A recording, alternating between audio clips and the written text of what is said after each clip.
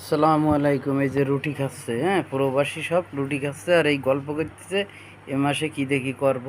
হ্যাঁ, আর বাড়ির লোকে মনে করে হাজার হাজার টাকা ইনকাম করতেছে।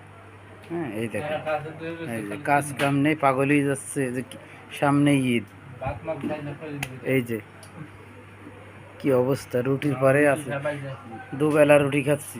হুম, আমিও আছি, এই যে আমি, হ্যাঁ, আমিও রুটি খেয়ে বসে আছি আর এরা খাচ্ছে। এরপরেও মানুষ বিশ্বাস করে না যে আমরা কিভাবে বিদেশে থাকি। কি রুটি কি দেখাও, ডিম না গরুর মাংস? এই জায়গায় তো ধরা খেয়ে গেলি। গরুর মাংস কই যে যাক, সপ্তাহে একদিন গরুর মাংস খাওয়া পড়ে, মাঝে মাঝে একটু মাছ মাংসের দাম কম তো এই জন্যে। এই যে আমাকে এই ভাই হাতে একটু আঘাত পেয়েছে, তা এবার ব্যান্ডেজ করেছে দুইটা আঙ্গুল, দুইটা আঙ্গুলই লোবাং হয়ে গেছে।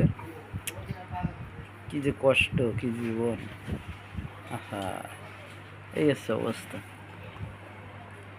তো দোয়া করবেন আমাদের জন্য, জন্য এই মায়ের গুতুন খাওয়ার পরে টিকে থাকতে পারি। আর খুব শিগগিরই বাড়ি আসার চিন্তা ভাবনা সবার। খুব শিগগিরই বাড়ি আসবো, এসছে আশা, ইনশাল্লাহ, যদি আল্লাহ তৌফিক দেয়, তাই না? হ্যাঁ, এর চাইতে বাড়ি যাইয়ে কাজকাম করি খাবো, তাও শান্তি।